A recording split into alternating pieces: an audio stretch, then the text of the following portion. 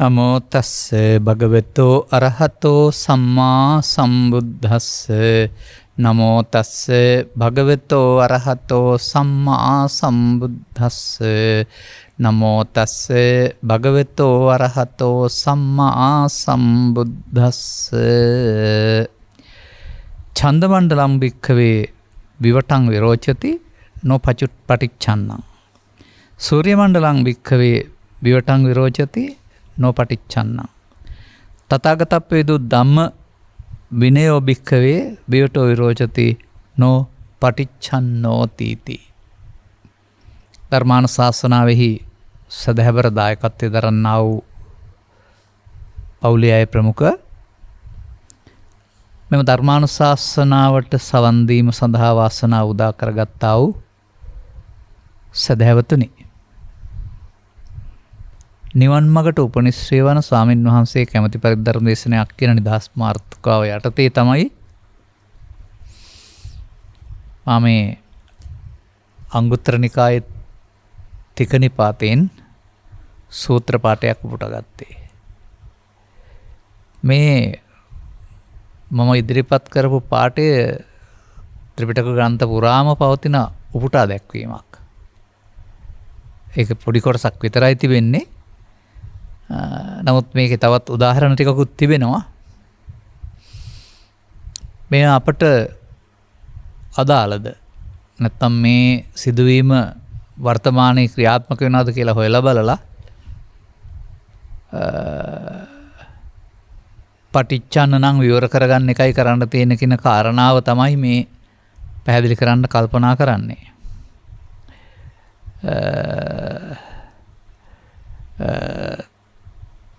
තේනිමානි භික්ඛවේ පටිච්චන්නානි වහන්ති නෝ විවටಂತಿ. මේක මුල් දේශනාව පටන් ගන්න වෙන පැත්තකට. වැහුනොත් තමයි ආරක්ෂා වෙන්නේ, විවෘත වුනොත් ආරක්ෂා වෙන්නේ නැති භාණ්ඩ වගයක් ගැනත් තථාගතයන් වහන්සේ මෙතන කතා කරනවා. ඒ උපමාවෙන් තමයි අදාළ තැනට එන්නේ. නැතු ඒක අපට ගන්න තරම් බරපතල දෙයක් නෙවෙයි.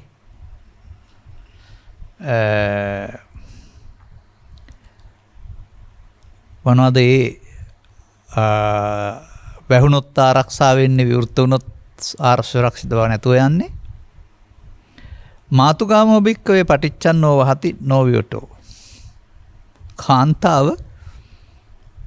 ආරක්ෂා වෙන්නේ ඒ වගේ රැකවරණ යොදා තිබුණොත් විවෘත වුණොත් ආරක්ෂා වෙන්නේ නැහැ කියලා එදාටත් මේ අසත්පුරුෂ ගති තියෙන මිනිස්සු ඉඳලා තියෙන බව තමයි ඕවෙන් කියවෙන්නේ.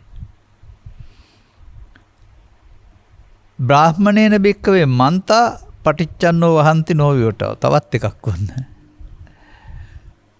බමුණෝ කියන්නේ මිනිස්සු රවට්ටගත්ත කොටසක් නේ. සියලු දේවල් තමන්ගේ පැත්තට හරවගෙන කෛරාටකමෙන් ජීවත් වෙන අය. බුදුන් වහන්සේ දකින්නේ බමුණන්ගේ මන්තරත් විවෘත වුණාම මේවා ගන්න දෙයක් ඉතුරු වෙන්නේ නැහැ. වැහිලා තියෙන තාක්කල් පරිස්සම් වෙනවා කියලා.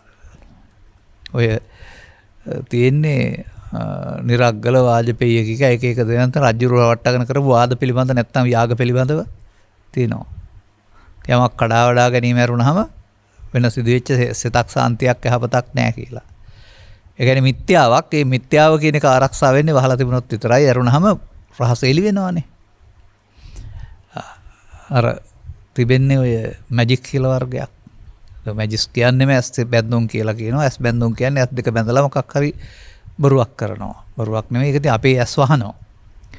ඇත්ත එලි කරොත් එහෙම ඒක රහසක් නැහැ, දැනගන්න දෙයක්වත් නැහැ. අන්න ඒ වගේ එකක් තමයි මේ බ්‍රාහ්මණයින්ගේ ඒ කාලේ තිබුණ ලෝකෝත්තරයට අදාළ නොවන ලෞකික උදර පෝෂණ ප්‍රතිපත්තිය. ඒක ගැන තමයි බුදුන් වහන්සේ පැහැදිලි කරලා තිබෙන්නේ. බමුණගේ මන්තරත් එළි වුණත් වරුවර තේරෙනවා, එළි වෙන්නේ නැති තාක්කල් හොඳයි කියලා. මිච්ඡාදිට්ඨි භික්ඛවේ පටිච්චන්නෝ වහති නෝ විවටෝ. ඕන් තවත් කාරණයක්. මිත්‍යා දෘෂ්ටිය කියන එකත් පරිස්සම් වෙන්නේ, ආරක්ෂා වෙන්නේ වැහිලා තියෙන තාක්කල්. එළි වෙනකොට ඒක අතහැරලා දානවා.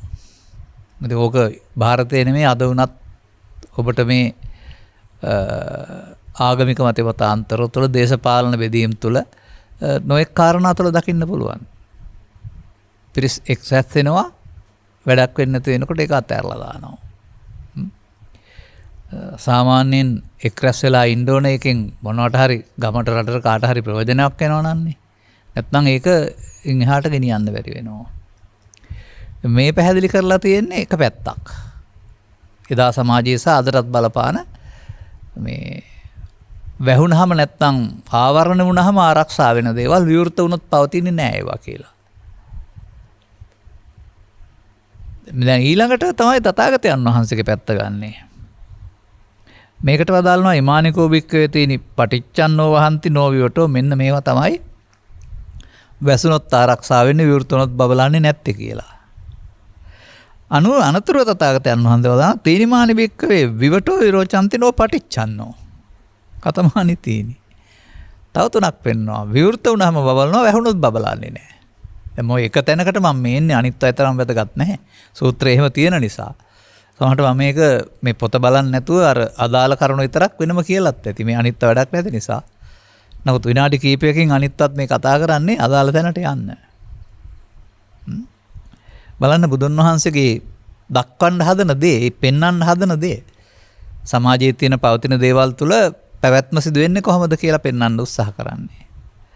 ඡන්දමානලම්බික විවටං විරෝචති නොපටිච්චන්නෝ. හඳ වලාකුළු නැතුවම බබලනවා. වලාකුළු වැහුණාම හඳ තිබුණාට පේන්නේ නැහැ. මේක කියන්නේ. හඳට බබලන්න ඕන නම් වලාකුළු ඉවත් වෙලා යන්න ඕන. ඔබ ඒක අස්පනා අපිට දකින්න කාරණයක්. වලාකුළු සහිත රාත්‍රියක සඳ එකට අපි හඳ රබහ කියලා කියන්නේ සාමාන්‍යයෙන් ඒ කියන්නේ සඳ එළිය වැටෙන්නේ නැහැ වලාකුළු ලස්සෙන් එන ඡායාවක් විතරයි තියෙන්නේ හඳ පේන්නේ නැහැ. එතකොට හඳට එනම් වලාකුළු ආවරණයක් වැහෙනවා. එතකොට හඳ බබලන්නේ නැහැ කියලා නෙමෙයි කියන්නේ. සූර්ය මණ්ඩලම් බික්කේ විවටම් විරෝජති නොපටිච්චන්න. ඒකත් හරිනේ. කුණාට දවස් වලට වලාකුළුෙන් අහස බර වුණාම අවු නැතුවම දවස ගෙවිලා යනවා. අර වලාකුළු හරහා එන ආවු ආලෝකයක් තියෙන නිසා සූර්ය ආලෝකයක් නැති එළියක් තියෙනවා. නමුත් ඒක හේවණැල්ල වැටෙන්න අදාළ එළියක් වෙන්නේ නැහැ. එහෙනම් ඒකෙනුත් අපට තේරෙනවා හිරු එළියත් වලාකුළු වලින් බැහැර වුණාම තමයි බබලන්නේ. ඔය ඔක්කොගේම ඉතින් ඔන්න දැන් අපට අදාළ තැනට අපි ඇවිත් ඉන්නවා. තථාගතප්පේදිතෝ ධම්ම විනයෝ භික්ඛවේ විවටෝ විරෝචති නෝ පටිච්චන්නෝ. තථාගත බුදුවරයෙක් ලෝකෙට පහළ වෙලා දේශනා කරන දෙයක් තිබෙනවලු ධර්ම විනය කියලා. මේ ධර්ම විනයත් ලෝකේ බබලන්නේ විවෘත වුණ කාලයට විතරයි. වැහුනොත් බබලන්නේ නෑ කියලා කියනවා.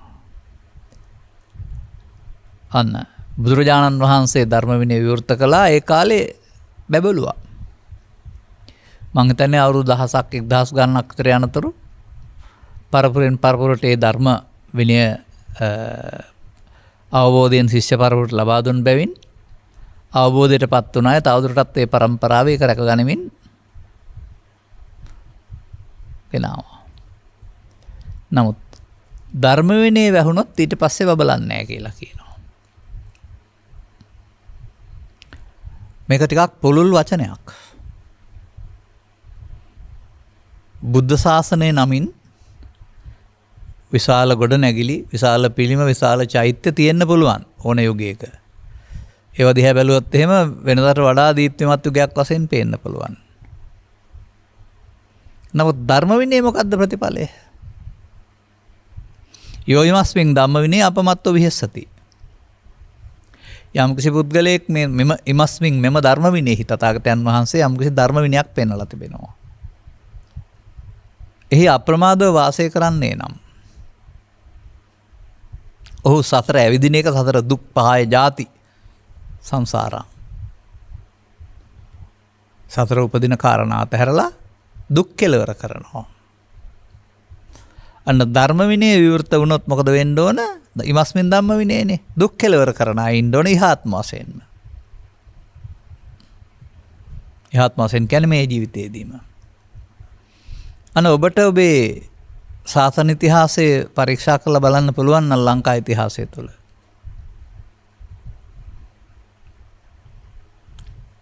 කටකතාවක් තියෙනවානේ. මාර්ගඵල අධිගමේ ඉවරයි අවසන් රහතන් වහන්සේ අහවලයි කියලා. ඒ දැනට අවුරුදු 800කට 900කට පෙර. එහෙම වෙන්න ඕන මොකක් නිසාද එතකොට එහෙමනම්? ධර්ම විනය යට යන්න ඕන. අර බුදුන් වහන්සේ වදාහරනවා මේ මගේ ධර්ම විනය පිළිපදින අය ඉන්නවා නම් ලෝකේ රහතුන්ගෙන් හිස් වෙන්නේ නැහැ කියලා. ලිඛිත දෙයක් නොවුනත් ප්‍රබල සාක්ෂියක් නොවුනත් ජනමතයක් පවතිනවා. ලංකාවේ අවසන් කියන වචනේ පාවිච්චි කරලා එතනින් එහාට ඒක බෑ අවලංගුයි කියන මතයක්. ඒකාධිකාරී මතයක්, බලෙන් පටවපු මතයක් තිබෙනවා. එතකොට එතෙක් පාවිච්චි කළා වූ තථාගතයන් වහන්සේගෙන් ඇරඹී සරියුත් මොග්ගලන් පරම්පරාවෙන් ආපු මේ මාර්ග ඵලලාභීත්වය නැත්නම් මේ ධර්ම විනය තුලින් මාර්ගඵලලාභීත්වය ලැබුවා වූ පරපුර භික්ෂුව භික්ෂුණී උපාසක උපාසිකා. භික්ෂු පමණක් එහෙම නෙවෙයි. නමුත් ඒ ආර්ය කියන වචනේ සමාජයෙන් අතහැරිලා ආර්ය වෙනුවට මහා යෙදෙනවා. ආර්ය සංඝරත්නයට මහා සංඝරත්නය යෙදෙනවා. ධර්ම විනයෙන් ඉහාත්ම වශයෙන් දුක් නැති කර ගැනීම වෙනුවට අනාගත බුදුවරයෙක් හමු වෙන්න යන්න බුදු සසුන සකසනවා.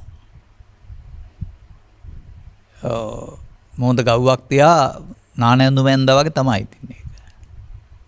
මේ කල්පය ගැන ගණන් කරලා තියෙන සූත්‍ර තියෙනවා මේකේ. එතකොට ඊළඟ බුදුවරයා ලෝකේ පහළ වෙන්න විද්‍යාඥයෙකු ගණන් හැදීමක් මට මතක තියෙන එකයි අවුරුදු 1.19ක් යනවා කියලා තියෙන්නේ. 1.19 කී දහහක්ද කී ලක්ෂයක්ද කියලා ගණන් කරලා බලන්න. ඒ තමයි මූද. 1.19කට පස්සේ තියෙන්නේ මූද. දැම්මම මේ නානෑඳුන් සූදානම් වෙන්න ඕන නෑ නේද එතකොට. ඕකේ විකට දේ තමයි. විහිළුව තමයි මේ තථාගතවරු හෙළි කරව දාලා වූ ධර්ම විනයක් ග්‍රන්ථකරණයෙන් කටපාඩම් කරගෙන අරගෙන ඇවිදින්. පොත්ගුල් හදලා ග්‍රන්ථ කරලා ඒ පිටපත් දහස් ගණන් හදලා ප්‍රවේශම් කරලා තියෙන්නේ. ඒක තියාගෙන අනාගත බුදුන් දකින්න සිහින මවන්න බොහෝ දෙනෙක් පුරුදු වෙලා ඉන්නවා. මා දකින්නවා බුදුවරුන්ට එලි කරන්න දහමක් වෙනව නැහැ.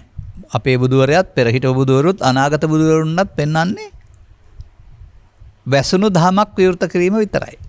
හැමදාමත් ඒක ලෝකේ පවතින දෙයක්. නමුත් බුදුවරු තමයි හෙලි කරන්නේ. බුදුවරු එකලිය දහම පෙළ දහමක් වශයෙන් ත්‍රිපිටකයේ පවතිනවා නම් ඒක නෑ ඒක නෑ කියලා කියන එක කාලකන්නිකමක් නෙවෙයිද? පෞකාර වැඩක් නෙවෙයිද? Tamanට පමණක් නොව සමාජයටම දුකින් මිදෙන මඟ වැහිමක් නෙවෙයිද? නමුත් මේකට උණ දේ පිළිබඳව අපිට යම් යම් දේවල් උපකල්පනය කරන්න පුළුවන්. ඔය ඒ කාලකට පෙර හිටපු අයත් මේ ත්‍රිපිටකයේ පෙන්වන දහම් පෙළවල් ඔස්සේ මහන්සි වෙන්නේ නැති. නමුත් ඔවුන් මහන්සි වුණ ආකාරය අපි දකිනවා වැරදි අවබෝධයකින් කියලා. වැරදි අවබෝධයකින් මහන්සි වෙලා ගත්තාම සංසුන් සමාධියක් හැදෙනවා. වරුණාම ditta dhamma sukha විහරණය හෝ සාන්ත විහරණය සල්ලේකය කියන සංසිඳීම සිදු වෙන්නේ නැහැ. එතකොට කොතරම් ඕන යමක් වැඩුවත් ආනාපාන සති හරි සක්මන් හරි තව කතින හරි වැඩුවත් ඔවුන්ට මගඵල පහළ වෙන්නේ නැහැ. ඒ නිසා උන් දානේ දීලා අසිල් දැකලා භාවනා කරලා බැලුවා කාටවත් මගඵල නැහැ. ඒ බුදු සසරෙන් මගඵල අතුරු දහන්න ඕන නිසා කියන නිගමනයක් සමාජයේ වැපිරවීම තුළ සාදුහඩින් ඒක පිළිගත්ත මෝඩය පිරිසක් බිහි වුණා. අන්න එහෙමයි අපිට මේ තථාගතවරු හෙළි කළා වූ ධර්ම විනය නැත්තම් සද්ධර්මයේ සමාජයෙන් අතුරුදහන් වුණේ. නමුත් ඒකේ තිබෙන දෙයක් තමයි සූත්‍රයේ. පටිච්චන්න වුණාම බබලන්නේ නැහැ. හැබැයි විවෘත වුණොත් බබලනවායි කියලා. හොඳයි මේ උපසම්පදාව පවා තුරන් වී ගිය ආනායනය කරන්න උනා වූ යුගයක ගණින්හන්සේලා කියලා කීප දෙනෙක් විතරක් හිරුණු යුගයක ඔබ හිතනවාද ගැඹුරු ධර්ම අවබෝධයක් ඇති අය හිටියයි කියලා? ඇති මෙහෙමවත් මේ ගොඩනැගිලි ටිකයි මේවයි පරිස්සම් වුණා. නමුත් එතනින් පටන් ගත්ත ශාසනික ප්‍රබෝධය අවුරුදු 250ක් විතර ගිහින් තියෙනව නේද දැන්? ඒ අය ඒ පරපුරේ අය පාලි සංස්කෘත සහ අනිකුත් භාෂාත් හදාරමින් මේ අදහස් ගැඹුරට ඉදිරිපත් කරනවානේ. ඒක මනුස්ස වර්ගයක පරිණාමයක් නේද? උගත් භික්ෂු පරපුරක් ඇති වෙලා උන්වහන්සේලා යම් යම් අදහස් ඉදිරිපත් කරමින් පරිශන කරමින් ඉදිරියට එනකොට ඒක පුද්ගලයෙකුගේ දියුණුවට වඩා පොදුවේ මානසික දියුණුවක්. ඒ යලිත් එනවා ඇත්තේ විවටෝ විරෝචිතී කියන යුගයකට එන්න බැරි නැද්ද? මන්දයත්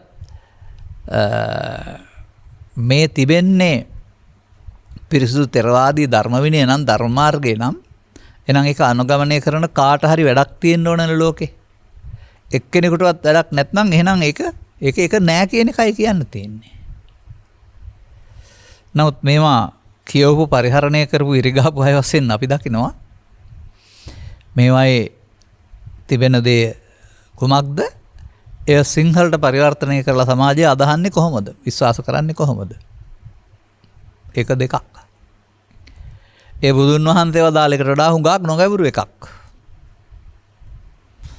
අන්න ඒ ආශ්‍රෙන් තමයි අපට කියන්නේ මේ ධර්මය කියන එක යටපත් වෙලා. ඔය චුන්දහරි එහෙම නැත්නම් තවත් බඳු සූත්‍රයක් මට මතක් වෙන්නේ හරියටම එහෙම නැත්නම් ජානුස්සෝනි වගේ එකක් වෙන්න ඇති බමුණෙක් සම්බන්ධ කතාවක් තිබෙන්නේ. එය පැහැදිලි කරන බුදුන් වහන්සේ මේ ඒ ක්‍රමෙන් බුදුන් වහන්සේ අත තිබී ආර්ය පරපුරට ආපු දෙය ආර්යයන් අතින් අනාර්යයන්ට යනවයි කියන එක වදාහරලා තිබෙනවා. අනුපුබ්බේන පෘථග්ජනගතෝ හෝති. ක්‍රමක්‍රමයෙන් ආර්යයන් අතුරුදහන් වෙනකොට ඒකේ පාලකයන් නැත්නම් වගකියුත්තන් පෘථග්ජනයි බවට පත් වෙනවා. පෘථග්ජන අයන්ට ආර්ය දර්ශනේ නැහැ. දැන් ඔවුන් අසුතා පුදුජනෝ අරියානං අදස්සාවි අරියස් දමාකෝ විදෝ කොහොමද පංචස්කන්ධය දකිනවා කියලා මේ සූත්‍රවල පෙන්නන්නේ. ඒ වැරදි දැකීම තුළ ප්‍රතිඵල ලබන්න බෑ. නමුත් ඒ වැසී ගියාම ආය එළියට ගන්න කෙනෙක් නැහැ. එළියට එන්නේ නැහැ කියලා එකක් එහෙම මම දකින්නේ නැහැ ත්‍රිපිටකේ. පසුගිය මාසයක් දෙකක් පෙර මම ධර්මදේශනා 6ක් කරමින් විමුක්තායතන කියලා සූත්‍රයක එක එක කොටස් පැහැදිලි කළා. මේ විමුක්තායතන සූත්‍රයේ කොටසක් හරි ඔබ ඇහුවා නම් ඒකේ අනුගමනීය ප්‍රතිපදා 6ක් තියෙනවා. 6ම ඕන නැහැ. ඒ එකක් අනුගමනය කළොත් අර පටිච්චන්න වුණ දේ ඉවත් වෙලා විවටෝ බවට පත් වෙනවා කියලා ඒක තියෙන්නේ. අනුගමනය කළොත්. අනේ නිසා තථාගතතුරු හේකල වදාරා වූ මේ දහම් න්‍යාය එලිකොටගෙන අනුගමනය කිරීම තුළින් ලබාගත් ජීවිත ඉහාත්ම වශයෙන් සැනසුණු ජීවිත බවට පත් කරගෙන ඒ තුළින් ගමක් රටක් ලෝකයක් සනසන මිනිසුන් ජීවත් වෙන්න ඕන මැරිලා හෝ අනාගත බුදුන් වහන්සේගේ ශාසනය නෙවෙයි එදාට ඒක වෙයි අනිවාර්යෙන්. අදත් ඒක වෙන්න ඕන. අනේ වෙන්න ඕන මග අනුගමනය කරන්න ඕන මග පිළිබඳව වර්තමානයේ පවතිනවා කිසියම් ආකාරයක ඌනාර්ථ සැපයීමක්. අංග සම්පූර්ණ අර්ථ සැපයීම වෙනුවට අර්ථයෙන් ඌනාරුත් සැපයීම තුළ ලියන කියන පාඩම් කරන අය කියන දේවල් ගත්තම මේවද මේ බුදුරජාණන් වහන්සේ වදාළේ කියලා අපට හිතෙනවා. ඒ නිසා මේ වචනය තුළ සැඟවී තිබෙන තවත් අර්ථයක් තියෙනවා. එකක් ගන්න. යෝ ඉමස්මින් ධම්ම විනය අපමත්තෝ විස්සති. තථාගතප්පේත ධම්ම විනය. ධම්ම විනය. ඒ ධම්ම විනය පදේ වෙනයි. ඒක ධර්මයයි විනයයි දෙකක් කියලා ගන්න එපා. එහෙමත් අද පාවිච්චි කරනවා ඒක. ඒක ධර්මය මූලික කොට ගත්ත ශික්ෂණයක් ධර්ම විනයක්. ධර්ම විනය විවෘත වුණොත් බවලනවා කියන බුද්ධ වචනේ සත්‍යක් වෙන්න ඕනේ. මොකද බුදුවරු යමක් වදාලා නම් මේක වෙනවා කියලා ඒක වෙන්න ඕනලු. බුදුර යමක් වදාලා නම් මේක වෙන්නේ නැහැ කියලා ඒකත් වෙන්නේ නැතිලු. දැන් මේ පෙන්වන්නේ වෙනවා කියලානේ. හොඳයි ඔබ වත්මන් බුදුසසුන තුළ ගෙදරට පොයේ දවසට පන්සලට සාමණේර භූමියට උපසම්පදා භූමියට දකින්න සංයමය මොකද්ද? ඔබට පෙනෙන්න තිබෙන මම මේකට නමක් කියන්නම්. මේකට කියනවා ශික්ෂාපද විනය. මේ ශික්ෂාපදයෙන් මේ කරන්නේ මේ පව වළක්වන එක. වැරදි ටිකක් තියෙනවා වැරදි කරන්නේ නැහැ කියලා ශික්ෂාපද වලින් පාලනය වෙනවා. එතකොට ඔවුන් ශික්ෂාපද විනයක් තුල ඉන්න වැරුණාම ධර්ම විනයක් තුල නැහැ. කවුරුත්. ඒකෙන් කියන්නේ නැහැ ශික්ෂාපද විනය අවලංගු කරන්න ඒක එපා කියලා. ධර්ම විනය යටපත් වුණ සමාජයක ශික්ෂාපද විනයක්වත් රකින නිසා තමයි මෙතරම්වත් රැකිලා තියෙන්නේ. මතක තබා ගන්න. නමුත් ශික්ෂාපදයෙන් විනයනයටපත් වෙන්න හික්මන්නේ කවුද? ධර්ම විනයෙන් හික්මවන්නේ කුමක්ද කියන එක හොයලා බලන්න. එවිට මා දකිනවා ශික්ෂාපද විනයෙන් සංවර වෙන්නේ උදාහරණයක් වශයෙන් මෙහෙම ගනිමුකෝ අපි උදේ පන්සලට යනවා. සුදු වැඳගෙන. දැන් පොරොන්දු වෙනවා. 8ක් අරගෙන. දැන් උදේ ඉඳලා රෑ වෙනකල් එයා ඉන්න නිසා නේද ශික්ෂාපදේ ආරක්ෂා වෙන්නේ? ඒ ශික්ෂාපදයකින් පිළිටන්නේ කවුද? පුද්ගලයෙක්. පුද්ගලයා ශික්ෂාපදේ රකින්නේ කැඩුනොත් පව් වර්ධ නිසා කඩන්න නැතුව ඉන්නවා. එතකොට ඒක පුද්ගල සංවරය නේද?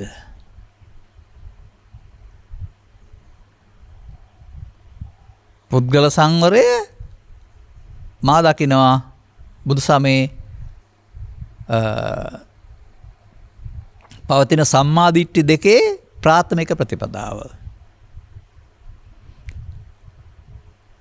ද්විතීක ප්‍රතිපදාව කියලා දෙකක් තිබෙන බව ත්‍රිපිටකයේ මහා චත්තාරිසක සූත්‍රය ආශ්‍රයෙන් ආර්ය අෂ්ටාංගික මාර්ගයේ පූර්ව භාග ප්‍රතිපදාව පුද්ගලයා මුල් කොටගෙන බවත් ආර්ය ප්‍රතිපදාව ස්කන්ධ පංචකයේ මුල් කොටගෙන බවත් ඔබට නොවැම්බර් 29 වෙනිදා අහන්න ලැබෙන්නේ නැති. ඒක දෙකක් නේ එතකොට. අන්න මේ දෙකක් එකේ මේ ආර්ය ප්‍රතිපදාව කියන එක විස්තර වෙන්නේ නැහැ. ඒක අන්න පටිච්චන්න වෙලා.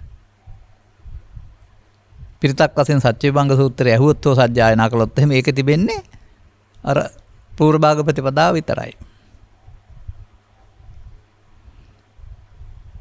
අන්න එහෙම මේ බුද්ධෝත්පාදය තුල සත්‍ය හොයාගෙන අනුගමනය කරන ඕනෑකමකින් මේ ලෝකෙට ආවට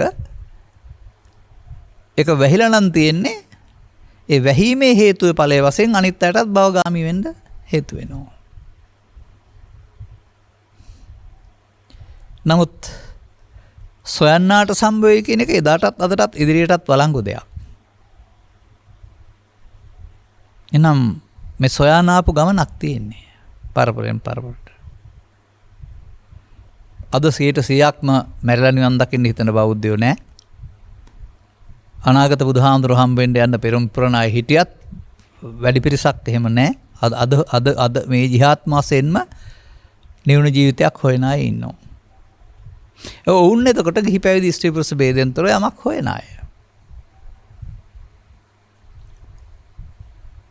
ඔවුන්ට දැන් මෙතන තේරෙන්න ඕන මෙන්න මේ දේ.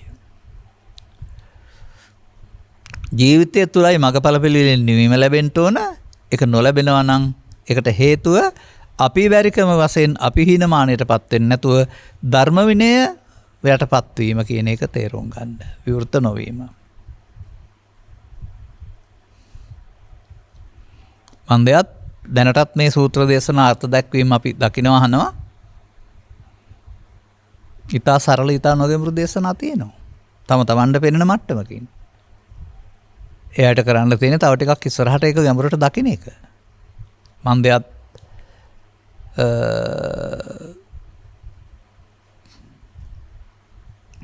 පාසලේ දහම් පාසලේ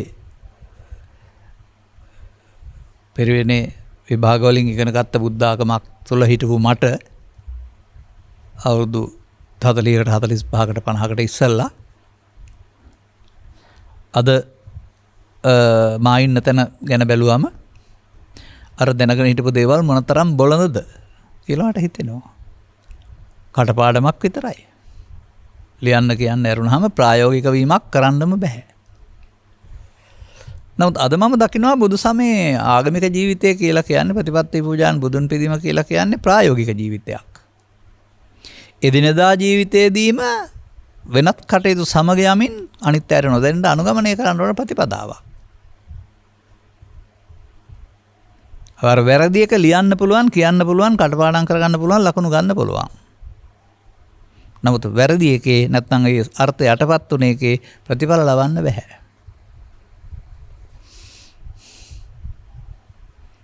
ඔබ දන්නවද තථාගතයන් වහන්සේ ශ්‍රී හස්තයෙන් පිරෙනමු උපසම්පදාව එහි බික්ඛු අනතුරුව උන්වහන්සේගේ අවසරයෙන් ප්‍රාදේශීය මට්ටමින් ආර්ය පරපුර පිරිනැමූ උපසම්පදාව සරණාගමන. ඔබ ඔය කියන වචන තුනට අදාළ වචන තුන කියන එක නෙමෙයි ඉහි ගැඹුරු අර්ථය.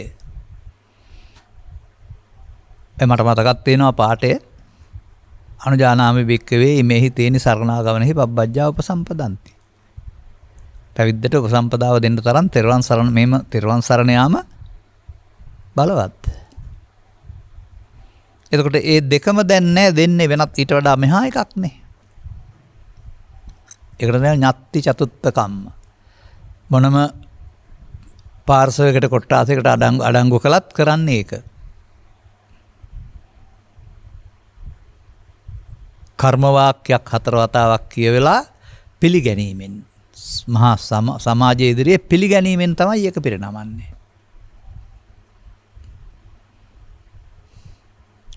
එතකොට ඊට වඩා හොඳ දෙකක් තිබිලා තියෙනවා නේද ඉස්සර. නමුත් ඒ දෙක නැතුවම සසුන පවත්තන යන්න මේක බොහොම උදව්වක් වෙලා තිබෙනවා. ඒ පිළිබඳ අගෞරවයෙන් එහෙම නෙමෙයි අපි කතා කරන්නේ.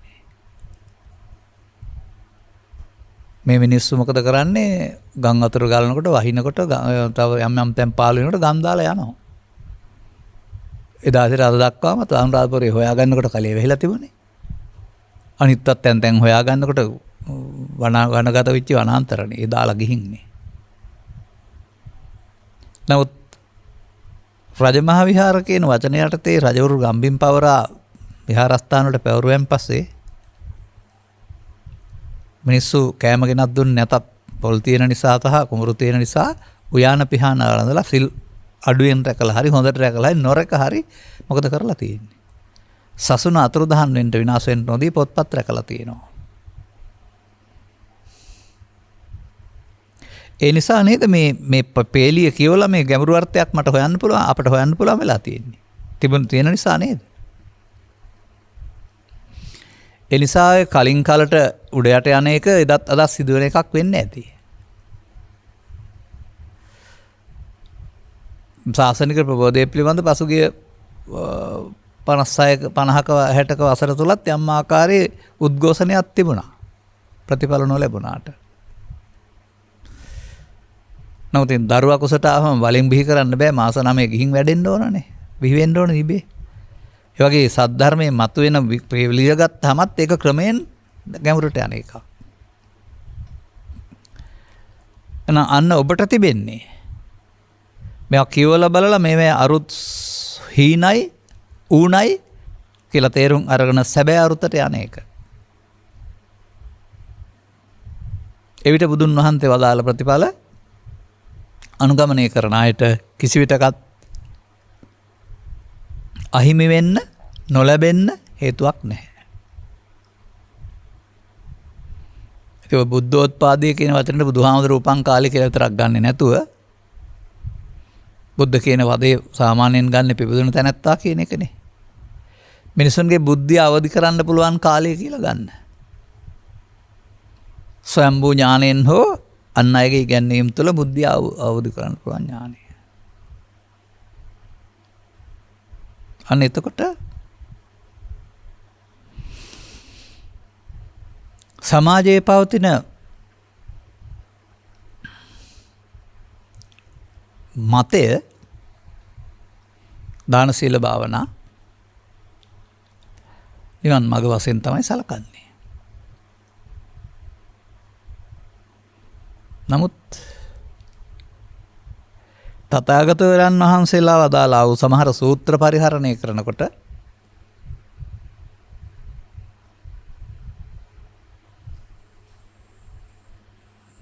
අපි එකට කතා කරනවා පුඤ්ඤකිරියවත්ත සූත්‍ර කියලා දෙකක් තියෙනවා කියලා ත්‍රිපිටකේ. මේ දෙකේ අරුත් විග්‍රහය පොඩි වෙනසකුත් තියෙනවා දෙපැත්තකට. එමත් නැත්නම් සුමනාට සම්බන්ධ කතාව සුමනා රාජකුමාරිය බුදුන් වහන්සේත් එක්කලා ඇති වෙච්ච සාකච්ඡාව තුළ රහස් එළි වෙනවා. මෙන්න මේ රහස් ඔස්සේ හොයන්න ඕන. ඔබත් ඕන නම් ඒක පොඩ්ඩක් තේරුම් ගන්න බලන්න. මම මේක වසරකට සැරයක් විතර තමයි කියන්නේ. නමුත් අලුතෙන් පිරිසට ආය අහන්න ඕන වෙනවා. ඒකේ කතාව නෙමෙයි ඒකේ අන්තර්ගතය හොයාගන්න. සුමනා කියන්නේ රාජකුමාරියක්. වාහන 500ක් පිරිසක දරන බුදුන් වහන්සේ වෙත එනවා. එවදින් උන්වහන්සේට උපකල්පිත ප්‍රශ්නයක් ඉදිරිපත් කරනවා. ඇත්තක් නෙවෙයි. මෙහෙම වුණොත් කොහොමද වෙන්නේ? දීපු උත්තරයක් තියෙනවා. අන්නේ උත්තරේ විශ්ලේෂණය කරනකොට තේරෙනවා දාන සීල භාවනා කියන්නේ මොනවද කියලා. බලන්න.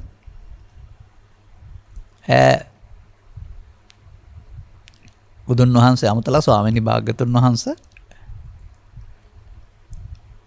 ඔබ වහන්සේ ළඟට මනහන්න එන ශ්‍රද්ධාවෙන් සීලෙන් ප්‍රඥාවෙන් සමාන දෙන්නෙක් ඉන්නවා යාළුවෝ දෙන්නෙක්. හැබැයි දෙන්නගේ විෂමතා ලක්ෂණයකුත් තියෙනවා. එක්කෙනෙක් දායකෙක් අනිත් එක්කෙනා දායකෙක්. දායකත්වය කියන්නේ සිව්පසෙන් උපස්ථාන කරන බුදුන් වහන්සේට හෝ අද නම් විහාරස්ථානයක් හැකගන්න දායකත්වයේ දරන. අදායකත්වය කියන්නේ බුදු මූල්‍ය දායකත්වයක් සපයන්නේ නැතුව බණ විතරක් අහන. නමුත් ප්‍රඥාවෙන් සමානයි. මේ තමයි උපකල්පනය. දැන් ඔවුන් දෙදෙනා මිය ගිහින් දෙවියන් අතර ඉපදුනොත් බුදුන් වහන්සේගෙන් අහනවා කොහොමද මේ සමානයිද වෙනසක් තියනවද? වෙනසක් තියෙනවා. දෙවියන් අතර මහේසාක්‍ය වෙන්නේ දායකත්වයේ දරූ කෙනා. ඒක සිව්පසෙන් උපස්ථාන කරගෙන.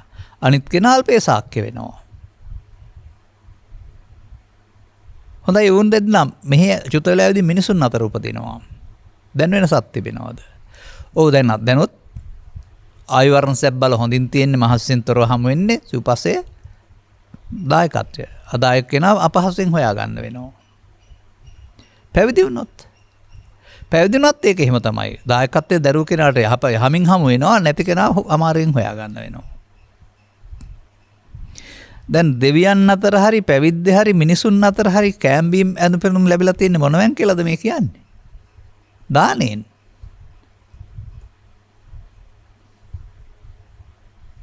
දානෙන් සීලෙන් දෙකෙන්. දැන් දානෙන් සීලෙන් සහ ප්‍රඥාවෙන් ප්‍රඥාවෙන් සමානයි කියලානේ පෙන්නන්නේ. දානෙන් නෙවෙයි. ප්‍රඥාවෙන් සීලෙන්. හොඳයි ඔවුන් දෙදෙනා දුක නැති කරගන්නවා. දුකටපත් වෙන එක නිවන් අවබෝධ කරගන්නවා. දැන් වෙනසක් තියෙනවද? නැහැ. දැන් නම් වෙනසක් නැහැ. දැන් මේ නිවන ලැබුණේ දානෙන්ද? නැහැ. ප්‍රඥාවෙන්. ප්‍රඥාවෙන් තමයි අර මේ සීලෙන් සමාධියෙන් ප්‍රඥාවෙන් සමාන වන පුද්ගලයාට මේ ප්‍රඥාවෙන් තමයි දුකින් මිදුනේ දෙන්නම. එතකොට අරයාට මොනවද ලැබුණේ? එයාට දෙවියන් අතර හෝ මිනිසුන් අතර හෝ පැවිද්දේ සිව්පස්සේ ලැබුණේ. පච්චත්තං වේදිතබ්බෝ විඤ්ඤෝ ප්‍රඥාවන්තයන් විසින් ස්වකීය චිත්තසංතානෙ උපදවා ප්‍රඥාවෙන් දකින්න ඕන දෙයක්. දැන් ඔබ මේකෙන් තේරුම් ගන්නවද දාන සීල භාවනා කියලා කතා කරන්නේ භවගාමි ලෞකික විපාක කියලා? දාන සීල දෙකට හම් වෙන්නේ මිනිසුන් අතර දෙවියන් අතර ආයු වර්ණ සැබ්බල. දාන සීල භාවනාවට හම් වෙන්නේ රූපී අරූපී බඹතල වල උත්පත්තිය. අප එතන දෙන්නේ අපි දාන සීල භාවනාව ත්‍රිවිධ පුණ්‍යක් කරලා නිවන මාර්ග කියලා පාවිච්චි කරන්නේ. මේ ත්‍රිපිටකයේ තියෙනවා අනේකින් හම් වෙන්නේ නැහැ කියලා. පුඤ්ඤකරිවත සූත්‍රවල පෙන්වනවා. ඒතෝ ධම්මේ භාවිත්වා මේ තුන භාවිතා කරලා දුක් නැති ලෝකවල උපදිනවා. අභ්‍යාපච්චං සුඛං ලෝකං සැප දෙන්නා උත්වල උපදිනවා. උපදිනවා කියලා අරුණාම සතර ගමන කෙලවර කරනවා කියලා නෑනේ. අන්න ඒව ගැන හිතන්න.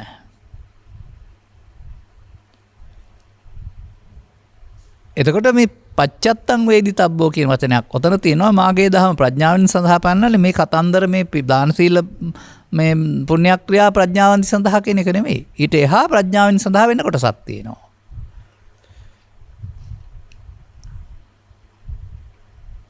අන්න ඒ කොටස තමයි මේ පටිච්චන් වෙලා පවතින්නේ. එතකොට ඒවා පටිච්චන්න වී පවතිනකොට පටිච්චන්න නොවූ කොටස බුදුදහම වශයෙන් සමාජය සලකනවා. අන්‍යාගමිකයෝ සලකනු ලබනවා. අපිත් හදවත් වලින් පිළිගන්නවා. මේ දිනදා කරන කටයුතු වල තමයි බුද්ධ ආගම කියලා කියන්නේ කියලා. නමුත් ඒකේ නැත්තේ ධර්ම විනය. අන්න එහෙමයි මේ කාරණේ පිළිබඳව කිසියම් ආකාරයක අවබෝධයක් ලබා ගන්න ඕන. එතකොට භාවනා කියන පදේ තෙන්ද පාවිච්චි කරන්නේ භාවනාවල අර්ථය ඕන එකක් වඩනවා කියන එක. ඕන දෙයක් වඩනවට භාවනා කියන්නේ. ආනාපාන සති භාවනා කියන්නේ ඒක වැඩි දියුණු කරනවට. කසින භාවනා කියන්නේ වැඩි දියුණු කරනවට. විදර්ශනා භාවනා කියන්නේ විදර්ශනා වඩනවා. වැඩිමනේ භාවනා කියන්නේ. අන්න දැන් අර බුදුසමේ පරලෝගමන විවෘත විග්‍රහ කරලා බැලුවහම එකපරලෝ පවෙන් කාම සතර ආපායත්පත් නැත්නම් කාම දුගතිය. තව පරලෝක් පිනින් අඩු පිනින් මධ්‍යම පිනින් උප්පත් ඉහළ පිනින් එතකොට කාම සුගතිය. තව පරලෝක් රුපිය අරුපි බාදල මොකෙන්ද කියේ? දන් දීලා දැල්ට කළද? නෑ භාවනා කරලා. මොන භාවනා වඩලාද? අන්න දාන සීල භාවනාවල භාවනා කියන්නේ දෙව්ලොව නෙමෙයි බඹලොව උපදින්න තියෙන භාවනාවලට.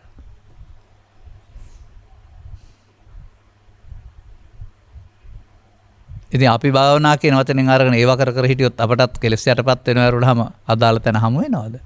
අන්න ඒ භාවනාවල භාවනා කරලා තමයි මාර්ගඵල ලැබුණ නැතුවම බුදු සසුනේ මාර්ගඵල ඉවරයි කියලා මතයක් සමාජගත කරලා ඒ මිත්‍යා දෘෂ්ටිය විසින් බුදු සමය වසාගත්තේ. නමුත් ඒක මිත්‍යා දෘෂ්ටියෙන් ආවරණයමක් කියන එක තේරුම් ගන්නේ නැහැ, පිළිගන්නේ නැහැ. දැන් අපි මේ ඉදිරිපත් කරපු දහම් පෙළවල් වල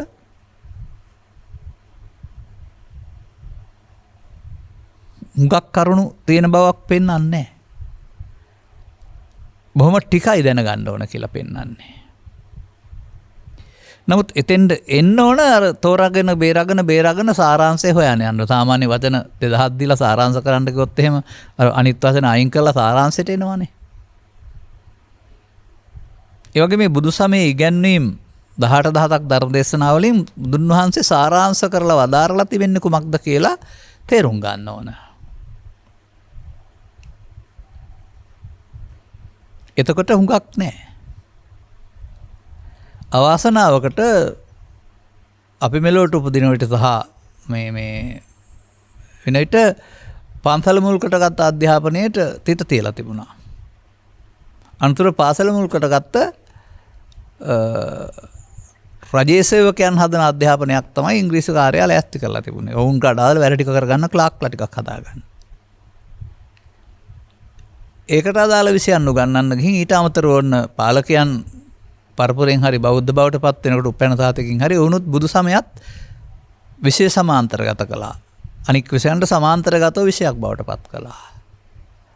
දැන් ඉතින් ඒක බෙදලා 5ක් 6කට බුද්ධ ශාසනය, ශාසන ඉතිහාසය, බුද්ධ චරිතය, බුද්ධ ධර්මය, බෞද්ධ සංස්කෘතිය තව එක ජාති වලට උගන්වනවා. පුරාවෘදු 1600ක් තිස්සේ වුණ දේවල් ලංකාවේ ලෝකයේ හැමතැනම උගන්වනවා. විශාල දැනුම් සම්භාරයක්. මේ ටික බුද්ධ ආගම මේ දැනීම බුද්ධ ධර්ම කියලා ඉතින් උගෙන ගන්න අය සහ උගන්නන අයත් හිතන් ඉන්නවා. නමුත් පටිච්චන්න වූ ධර්ම විනය විවෘත වෙන්නේ නැහැ. එමත් නැත්නම් අප ගැන කරන ගවේෂණේ නැහැ ඒකේ. ඒ ඉගැන්වීමේ කැමරාව හයි කරලා තියෙන අතීතයට. 2700ක් 600ක් තිස්සේ අතීත දාත තමයි එකට පේන්නේ. මේක අපි පැත්තට හැරෙවොත් නේ අපි පේන්නේ. අන අපි මේ ධර්ම දේශනා කිරීමෙන් කරන්න හදන්නේ අර ඔක්කොම දැනගත්තට කමක් නැහැ. ඒ ඔක්කොම නොදැනගත්තත් කමක් නැහැ. සුනීත සෝපාකල දැනගත්ත දේ මොකද්ද? එතකොට ඔක්කොම තියුණෙත් නැහැ. පටාචාරාගේ සාගෞතමිලා උගත්තු නෙමෙයි ඒගොල්ලෝ දැනගත්ත දේ කොමක්ද?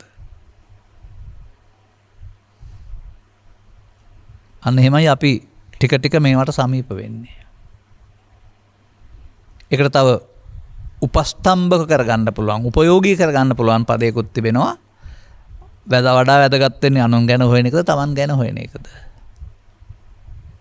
ඒ Taman ගැන හොයම කියන එකේ තේරුම Tamanගේ පරපුර උසමහත බර හොයන එක නෙවෙයි. නැත්නම් සෞඛ්‍ය විද්‍යාව හෝ වෛද්‍ය විද්‍යාවට අනුව දත් රැස් කරන එක නෙවෙයි.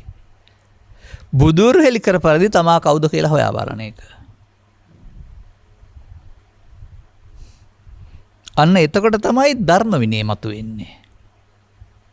අර පුද්ගල සංවරය තුළ කරන්නා වූ දානයත් හොඳයි, සීලෙත් හොඳයි, භාවනත් හොඳයි, නමුත් භවගාමී.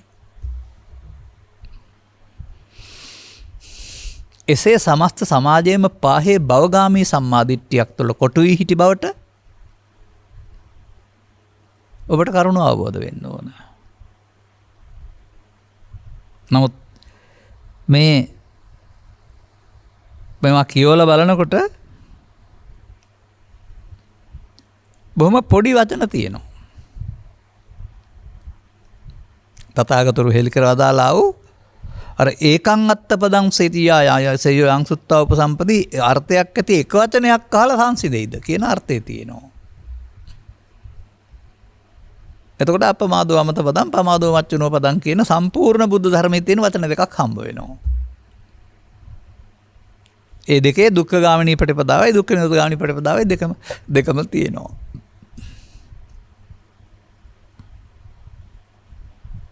කෙටියෙන් බණ කියන්න කියලා භික්ෂුන් වහන්සේලා ඉල්ලපම දීපු උත්තරවල තිබෙනවා යංකෝ භික්ඛවේ අනිච්ඡං තත්‍රයි චන්දෝ පහතබ්බෝ. දෙච්චරයි කරන්න ඕනේ. යමක් අනිත්‍ය නම් ඒකට තියෙන කැමැත්ත අතහරින්න විතරයි තියෙන්නේ. කෙටියෙන් බණ කියන්න කියලා අහපුවම මඤ්ඤමානෝකෝ භික්ඛු බද්දෝ මාරස මඤ්ඤමානෝත්තෝ පාපිමතෝ. මමත්වෙන් ගත්තොත් තමයි සසරට බැඳෙන්නේ. ගත්තේ නැත්නම් මිදෙනවා. මේවා පොත තුලින් නොව ඔබ තුලින් පැහැදිලි කරගන්නේ කෙසේද? මේවායින් එකක්. අන්න ඒ පමණයි දැනගත යුතු දේ. තෝරා බේරගෙන ආපු ගමනේදී සූත්‍ර දේශනා පරිහරණය කිරීමේදී මොන පැත්තෙන් කතා කළත් තථාගතවරු කාරණා දෙකයි උගන්වලා තිබෙන්නේ. තවත් වචන දෙකකින් කියනවා නම් මිනිසා තුළ ක්‍රියාත්මක වෙන පරිහාන ධම්ම පටිපදාව සහ අපරිහාන ධම්ම පටිපදාව.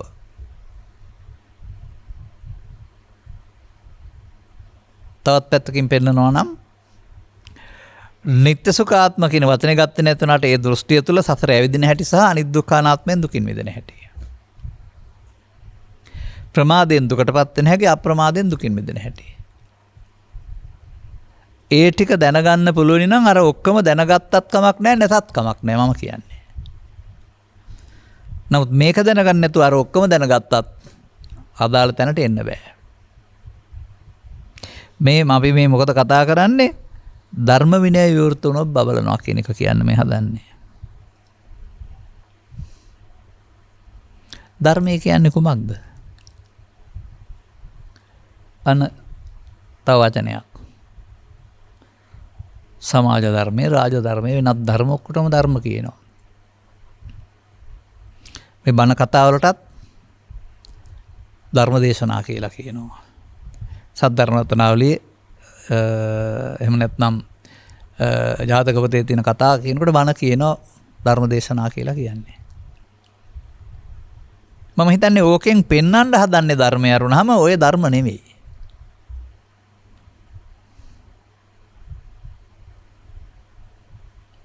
ඒ නිසා මේ ත්‍රිපිටකය තුල හමු වෙනවා වචනයක් සද්ධර්මයට පැමිණීමේ සම්මාදිට්ඨිය. සද්ධර්මයේ සම්මුතියට පැමිණීමේ සම්මාදිට්ඨිය නැති නිසා තමයි අනාගත බුදුවරයෙක් සඳහා පාර සකස් කරන්නේ. සද්ධර්මයට පැමිණීමේ සම්මාදිට්ඨිය આવත් අර සද්ධර්මයට පැමිණෙනවා කියන්නේ මොකද්ද?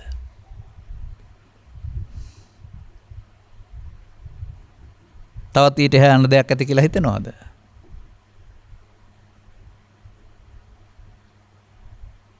ආගතං ඉමං සද්ධම්මන්ති. සද්ධර්මයට පැමිණීම. ඉහාත්ම වශයෙන්ම දුක් කෙලවර කරගන්නේ.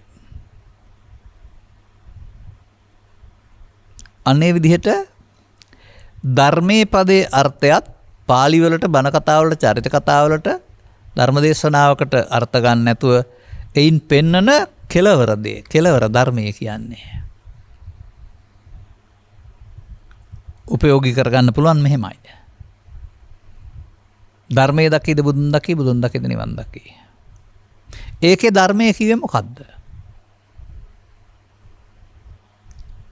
ඒ වක්කලි සූත්‍රයේ ධර්මයේ කියලා පෙන්ලා තිබෙන්නේ ධර්මයට පැමිණෙන්න පුළුවන් වෙන්නේ පංචස්කන්ධය අනිත්‍ය අනාත්ම වශයෙන් බැලුවොත්. ඒ පංචස්කන්ධය අනිත්‍ය අනාත්මයක් ධර්මයේ නෙවෙයි. ධර්මයට පැමිණෙන මාර්ගය. ධර්මයේ ලෝකේ ලෝභයේ දේශේ මොහය සංසිඳුන තැනට කියන නමක්. ඒ ලෝභයේ දේශේ මොහය සංසිඳුන තැන බුදුන්ටයි මටයි ඔබටයි කියලා වෙනස් තැනක් කියලා හිතනවාද? අන්න එතෙන්ට පැමිණෙන මග වැහෙන එක තමයි මේ පෙන්වන්නේ වියටෝ විරෝචති නෝපටිච්චන්නෝ. දැන් ඉතින් අපි මේක කලක් තිස්සේ පැහැදිලි කරමින් නිවැරදි තැනට අරන් ඇවිදින් තිබෙනවා. ඔබ ඊට පෙර මට අදත් ලිපියක් හම්බ වුණා පොතපත කියවලා අනිත්‍යයි පංචස්කන්ධය ගැන දැනගෙන ඊට පැටි ලියලා තියෙනවා. ඒ වගේ ලිපි හමු වෙනවා මට හරියට. එතකොට ඔබ පාසල් අධ්‍යාපනයෙන් හෝ එතනින් දැනගෙන හිටපු තැනද අද ඉන්නේ ධර්ම ශ්‍රවණය කරපුවාම. එතකොට අර විවටෝ විරෝචති වෙනකොට පටිච්චන්නෝ පාර නේද ආවේ.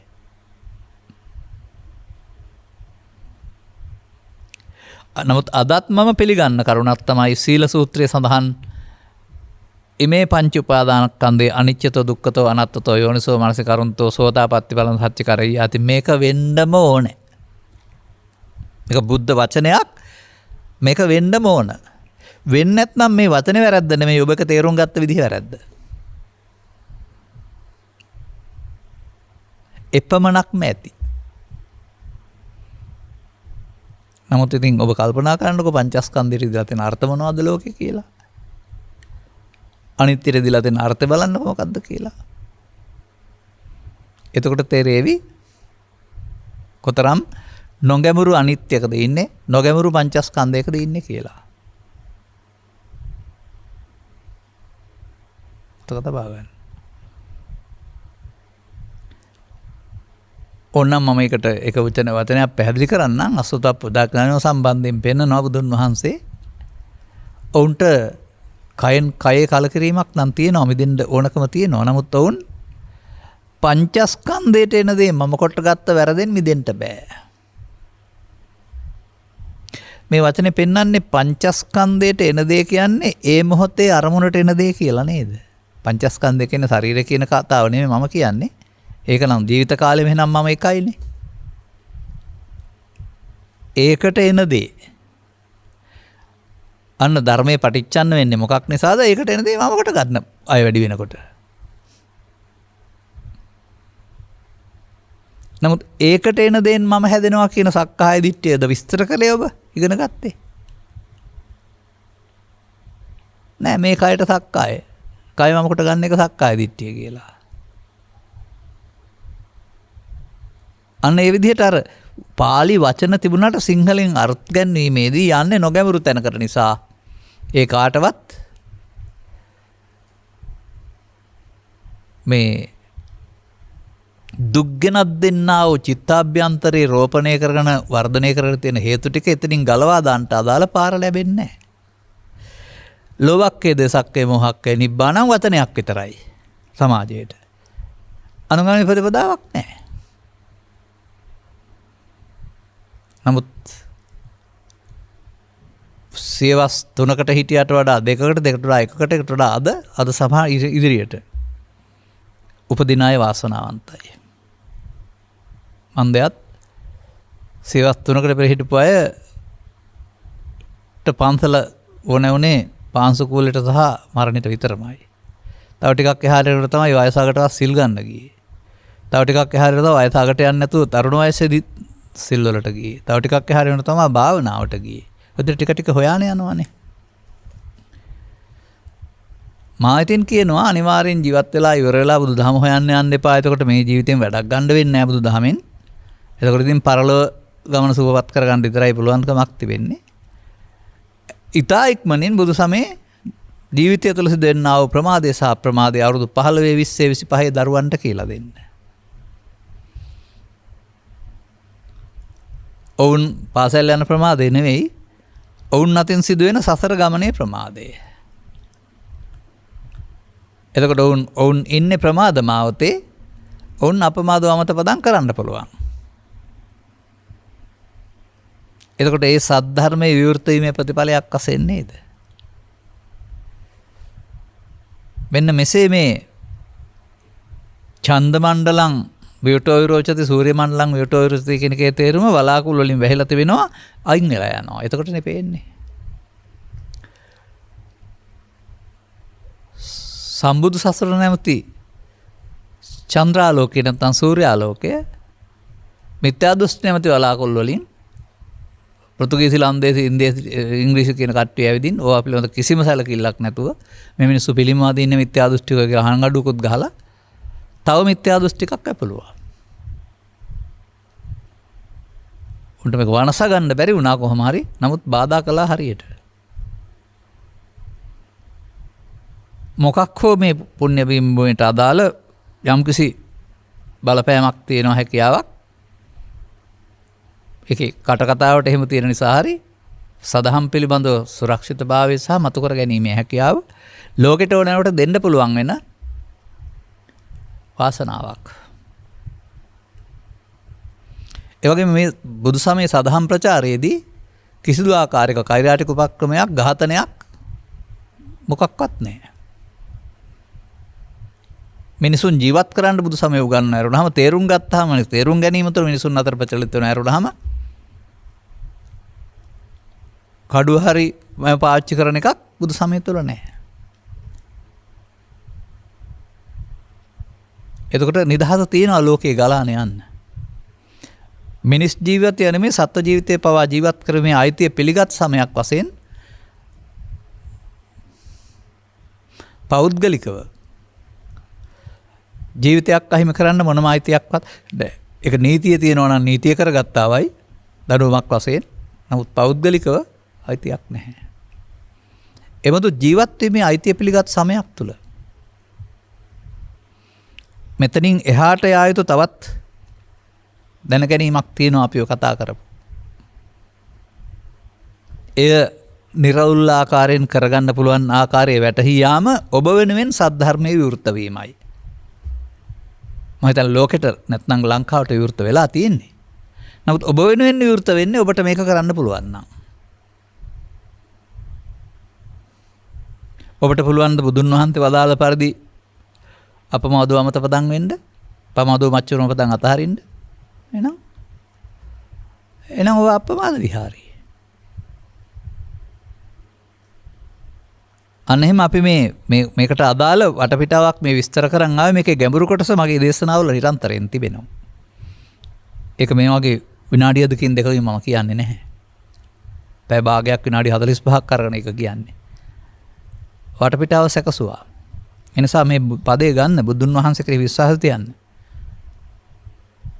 මල්වල අනිත්‍ය සහ කෙස්වල අනිත්‍ය වෙනුවට පංච උපාදානස්කන්ධය අනිත්‍ය නුවණින් බලන හැටි, සතියෙන් බලන හැටි පුළුවන් වුණොත් එහෙනම් මල්වල අනිත්‍යයෙන් සෝවාන් වෙන්නේ නැහැ, කෙස්වල අනිත්‍යයෙන් සෝවාන් වෙන්නේ නැහැ. නමුත් පංච උපාදානස්කන්ධය අනිත්‍යයෙන් කෙලස් නැතෙනවා.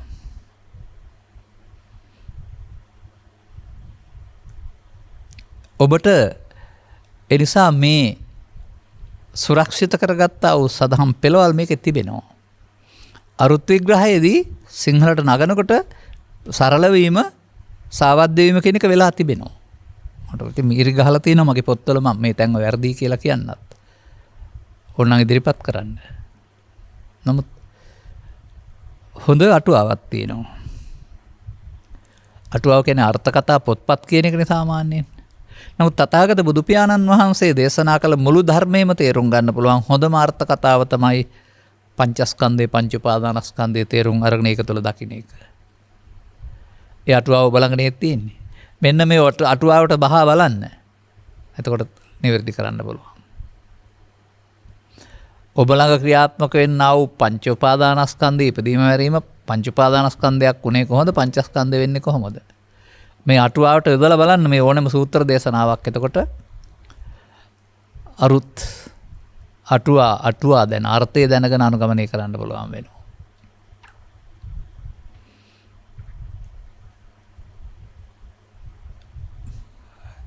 එදා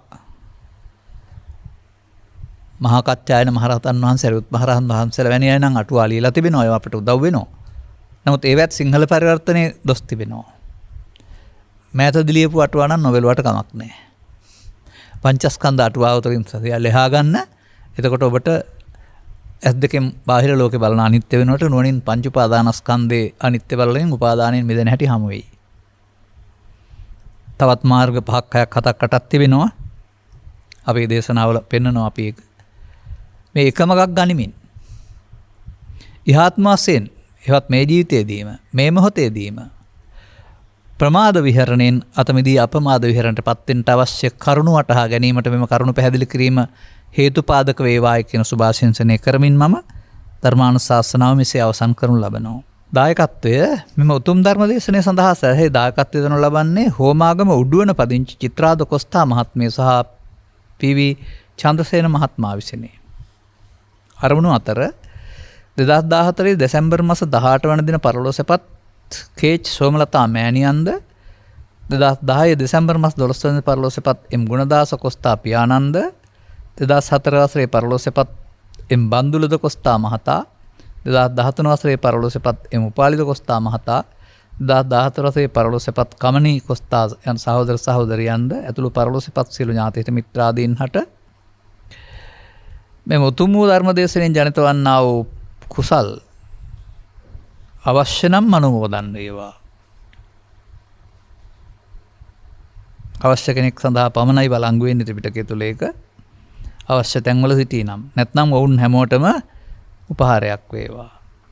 එමෙන්නම දැනට දරුණු අසංගතයක් වන කොරෝනා රෝගයෙන් පීඩා විඳින සියලු දෙනාට නිදුක් නිරෝගී සුව ප්‍රාර්ථනා කරන අතර සුජීවත් සිටින්නා වූ පවුලේ සියලු දූ දරු මුණුබුරු මිනිමිරියන්ටත් ගෞරවනීය දේශකයන් වහන්සේටත් නිදුක් නිරෝගී සුව චිරජීවනයේ සැලසේවායි කියලා ප්‍රාර්ථනා කරනු ලබනවා.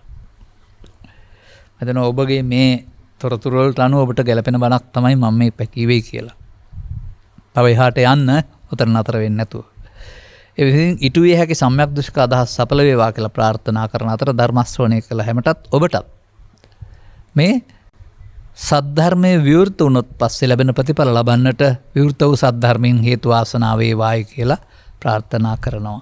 සබ්බීතියෝ වජ්ජන්තු සබ්බ රෝගෝ විනස්සතු මාතේ බවත් අන්තරායෝ සුඛී දීඝායුකෝ භව හැම දිනාටම තෙරුවන් සරණයි. දේශක්ඛයෝ නිබ්බානං